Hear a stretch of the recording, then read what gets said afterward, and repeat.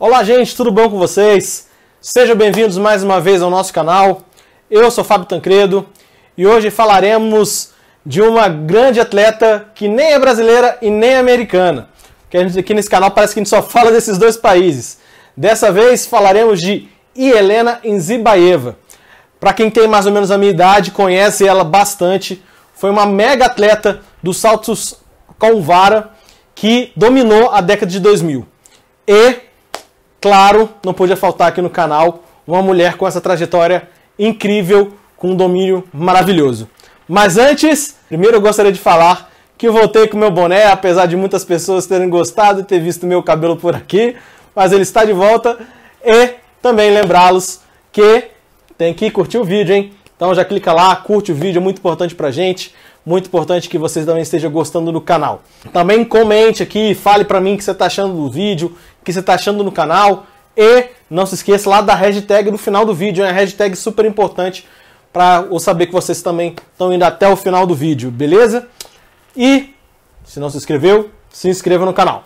Vai lá no retângulozinho vermelho, clica nele, clicou, aciona o sininho, beleza. Só assim o YouTube vai te notificar de novos vídeos aqui no canal. Depois de tudo isso feito, e eu sei que você também vai compartilhar com seus amigos, vamos voltar aqui a falar da nossa querida Isinbaeva. Essa mulher que conquistou o mundo com seus saltos, sua simpatia e também sua beleza, né? Super importante para o desenvolvimento do esporte feminino e até hoje ninguém conseguiu chegar à marca dela. Então, simbora, vamos aprender um pouquinho mais sobre a vida de Jelena Isinbaeva, a grande russa. Simbora!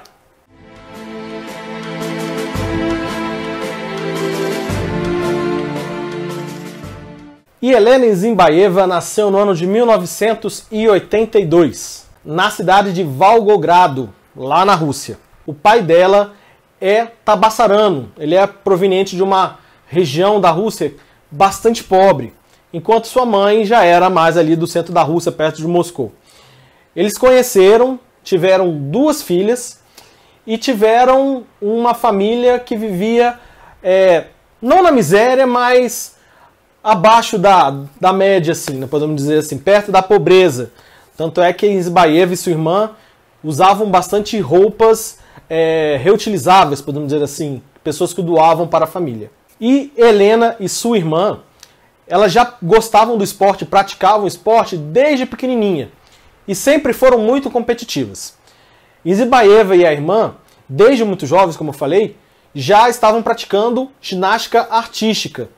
Isso lá a partir dos 5 anos de Isinbaeva até os seus 15 anos de idade. E a competição era tão grande já dentro de Isinbaeva que ela foi plantada por sua mãe. Desde muito jovem, a Jelena e sua irmã foram habituadas a competir muito uma contra a outra. E isso foi por causa da mãe dela.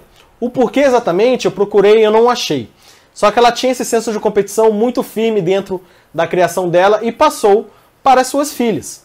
Com isso, segundo até Isinbaeva, o espírito de vitória foi aflorado dentro dela. Mas voltando à ginástica artística, ela era boa no que fazia. Ela e a irmã. Porém, a irmã resolveu largar o esporte e seguir a carreira como educadora física. Já Isinbaeva queria realmente continuar praticando esporte e fazer do esporte a sua carreira. Pena que com 15 anos de idade, ela foi dispensada da equipe de ginástica, porque estava muito alta. Se vocês realmente pegarem as meninas de ginástica, elas são meninas baixas, né? Os homens também que praticam esporte. Com isso ela teve que buscar outros horizontes no esporte. E assim ela chegou aos 15 anos de idade no atletismo, sendo indicada para competir no salto com vara. E assim ela foi. E foi muito importante para ela, porque o salto com vara também pede que tenha um pouco de flexibilidade no corpo. E a ginástica ajudou muito nela nisso. E já nos primeiros meses, como atleta do salto com vara, ela já demonstrou um talento super grande e já estava competindo em alto nível, tanto dentro da Rússia quanto em nível mundial. Porém, antes do sucesso realmente chegar para Isinbaeva, ela sofreu muito, principalmente preconceito de outras crianças da idade dela e da escola onde ela frequentava. Pelo fato de ela ser pobre e usar roupas de outras pessoas, ela era zombada e sofria bullying de outras crianças lá que conviviam com ela. As coisas realmente só mudaram quando ela começou a fazer sucesso no esporte. E graças a Deus e para ela, essas coisas começaram a surgir muito cedo. Ainda ela muito jovem, ainda lá na adolescência e no início da sua vida adulta.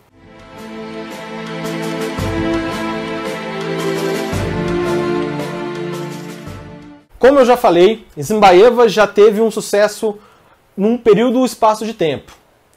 Só que esse sucesso veio porque ela teve um treinamento super árduo. O treinador que ela teve, desde seus 15 anos de idade, treinou com ela arduamente e bem pesado para que ela já entrasse em competições o mais rápido possível. Por que isso? No atletismo é super comum que os adolescentes já comecem a competir entre os adultos. E acabou dando certo, apesar do desgaste muito grande causado por esses treinamentos, aproveitando, claro, que ela é muito jovem, tinha muita energia, os resultados vieram muito cedo. Ela chegou para conquistar a sua primeira grande medalha de ouro, foi nos Jogos Mundiais da Juventude em 1998, em sua casa, lá na Rússia, na cidade de Moscou.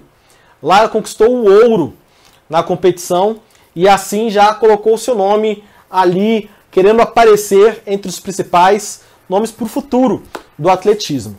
Isso se confirmou ainda mais no ano seguinte, em 99, onde que ela também ganhou a competição de base, Campeonato Mundial Juvenil da Confederação de Atletismo, né, a IAAF, pode ser assim também. E esse só foi os 2 primeiros anos de competições dela.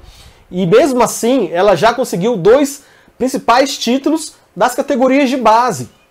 Os Jogos Olímpicos da Juventude, que na época se chamavam assim, e o Mundial de Atletismo Juvenil. Claro que nos anos seguintes também vieram outros títulos, como o Europeu Juvenil, como o Europeu Júnior, o Mundial Sub-23 em 2003 e também o Mundial Júnior, que aconteceu no ano de 2000, na cidade de Santiago, aqui na América do Sul, onde ela colocou seu nome como a principal atleta de base daquele período, né? Até chegar o ano de 2003. Claro que lembrando que nesse período também, além das competições de base que ela participava, ela já beliscava também algumas competições adultas, porque o desempenho dela já era muito superior às suas concorrentes de idade. E ela teve bons resultados já muito cedo. Só que essa trajetória aí na década de 2000, que a gente vai ver que foi uma trajetória única e dominante, começou de uma maneira sensacional já no início da década de 2000. E agora que nós vamos falar sobre isso.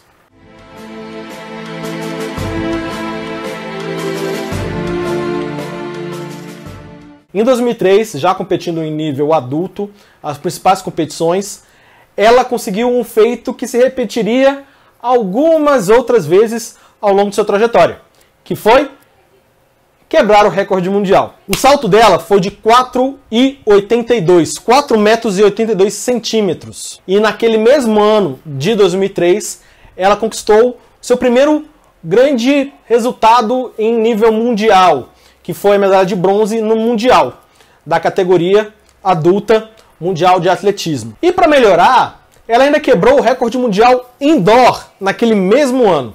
Sim, para quem não sabe, o atletismo também é dividido no lado de fora, ao ar livre, e também indoor, em competições em espaços menores. E por incrível que pareça, no indoor ela conseguiu saltar mais alto do que do lado de fora. Seu primeiro recorde mundial indoor foi de 4,83. Porém, entretanto, todavia, sua compatriota Svetlana Feofanova quebrou o recorde indoor dela pouco tempo depois, algumas competições à frente.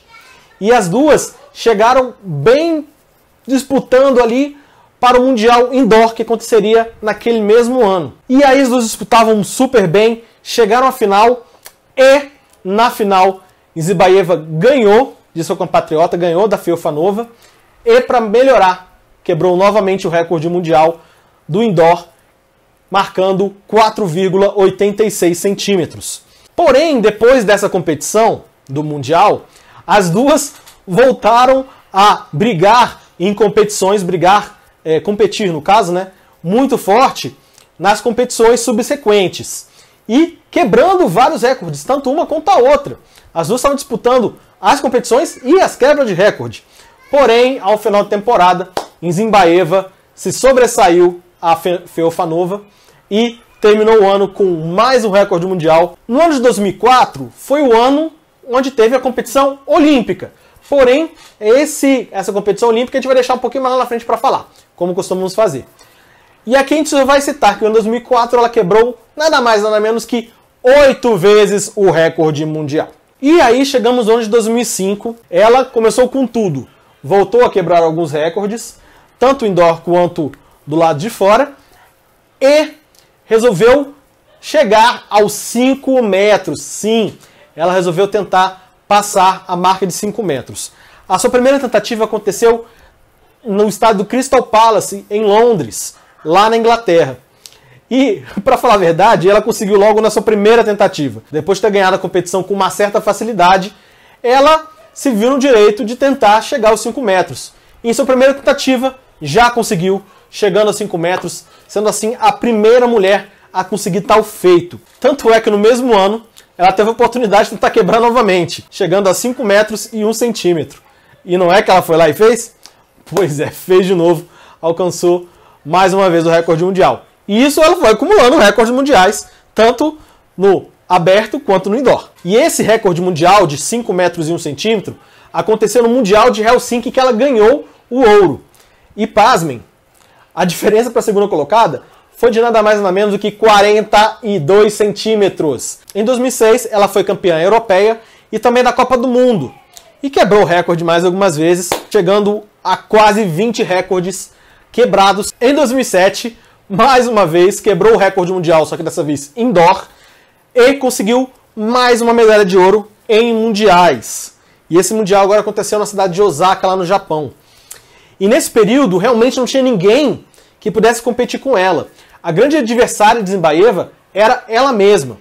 E a sorte que ela teve, os recordes mundiais, para serem o adversário dela, que ela sempre tentava ultrapassá-los. Para se ter uma noção, nessa temporada de 2007, Nzimbaeva competiu em 18 competições e ganhou as 18. Quer exemplo maior?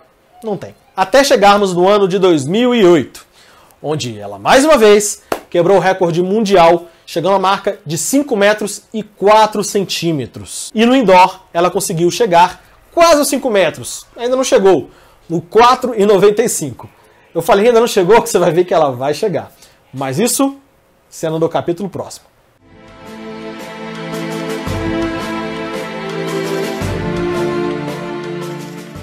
Pois é, gente, em 2009, essa hegemonia de Nzimbaeva já não existia tanto, porque as adversárias conseguiram chegar a ela de alguma forma. Claro que também o desempenho dela também caiu um pouco. Mas antes disso acontecer, ela conseguiu alcançar os 5 metros indoor. Pois é, você lembra que eu falei lá no capítulo? Sim, ela conseguiu conquistar os 5 metros no indoor, conseguindo o feito de ter 6 anos consecutivos, quebrando pelo menos um recorde mundial. Nesse ano também de 2009, ela recebeu um dos maiores prêmios, se não o maior prêmio do esporte mundial, que é o Lawrence. Lawrence é como se fosse o Oscar do esporte. Acontece todo final de ano, todo final de temporada, e é dado para os melhores atletas. Ela recebeu como a melhor atleta do ano de 2009. Claro que também tem todo o contexto aí que ela fez ao longo de sua carreira.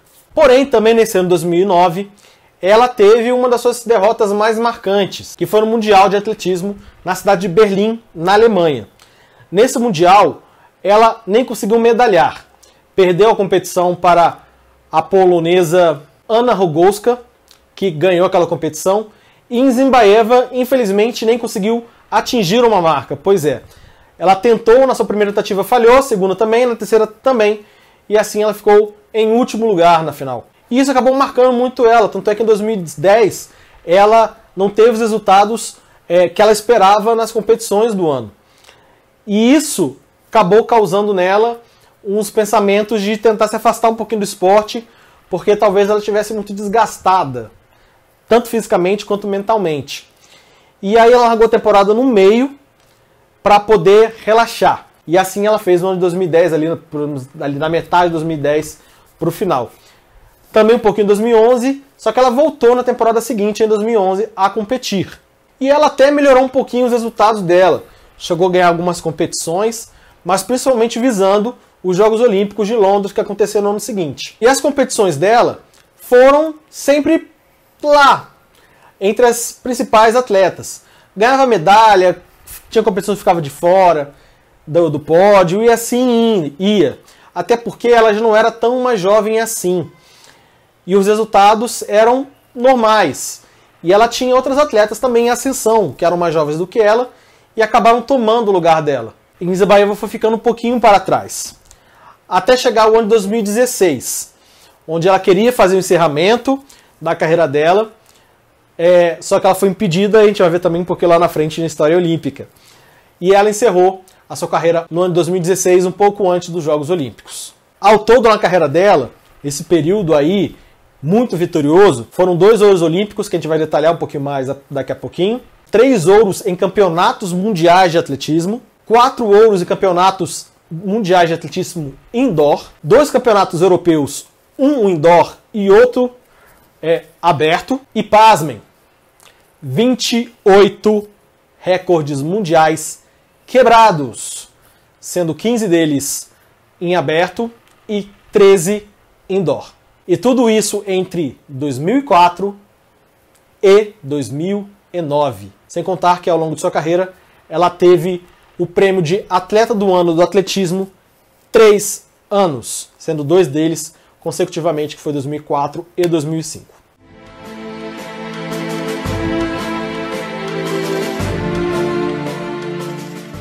Bom, gente, a história dos Jogos Olímpicos começa em Sydney 2000. E aqui uma curiosidade, nessas Olimpíadas foram os primeiros jogos a ter a prova de salto com vara no feminino. Lisabaeva estava lá competindo, ainda muito jovem, com apenas 18 aninhos. Porém, ela não foi muito bem, nem se classificou para a final naqueles jogos, mas fez sua estreia em Jogos Olímpicos lá na Austrália. Os jogos seguintes que realmente ficou marcado. Ela chegou em Atenas em 2004 já como a principal atleta do atletismo no mundo. Ela já tinha o recorde mundial e chegou nos jogos na expectativa de conquistar outros recordes. E realmente foi o que aconteceu. Até porque nas eliminatórias ela saltou uma vez só para se classificar e na final foi uma final relativamente bem tranquila. Ela conseguiu saltar 4,91, que foi uma marca do recorde mundial e olímpico lá na época, tendo a sua compatriota Feofanova ficando em segundo lugar. 4 anos mais tarde, em Pequim, lá na China, no ano de 2008, ela repetiu a dose. Novamente as eliminatórias foram bem tranquilas, se classificou apenas com um salto só para poder se classificar, protocolar, e na final ela conseguiu um salto maravilhoso de 5 metros e 5 centímetros. E para você ter uma ideia, a segunda colocada saltou 4,80. Diferença muito grande. Porém, depois das Olimpíadas de Pequim, a trajetória dela em 2009, a gente viu aí que teve uma queda, não digo nenhuma queda, mas também a ascensão de outras atletas. Então ela chegou nos Jogos Olímpicos seguintes em Londres, já não com tanta pompa. Ainda estava lá entre as primeiras colocadas, disputando as medalhas, porém não era a grande favorita dos Jogos. Tinha muito nome, claro, chegava como um dos principais nomes para disputar o ouro, porém não foi isso que aconteceu. Ela conseguiu medalhar, porém ficou em terceiro lugar apenas. Ela saltou 4,70 metros, bem aquém daqueles 5,05 metros que ela conquistou nas Olimpíadas passadas. O ouro naqueles jogos ficou com a Jennifer Sur e a prata ficou com a cubana Yarisley Silva. E aí chegamos na história do Rio de Janeiro. Pois é, a história na realidade não acontece exatamente nas Olimpíadas, acontece antes. Para quem não se lembra um pouco da história recente, em 2014 a Rússia sediou os Jogos Olímpicos de Inverno, lá na cidade de Sochi. E depois dos Jogos veio à tona o escândalo de doping dos russos. E essa investigação encadeou em punições tanto para os atletas quanto para a Confederação da Rússia, fazendo com que a Confederação Russa não pudesse disputar os Jogos Olímpicos do Rio de Janeiro. Mas assim, os atletas russos que quisessem participar dos Jogos poderiam participar, mas não sobre a bandeira da Rússia. Algumas competições até os russos conseguiram competir, como o vôlei, por exemplo. Mas Lisabaeva não queria fazer isso. Ela bateu o pé e acabou não competindo naqueles jogos. Por isso mesmo, ela se aposentou um pouco antes.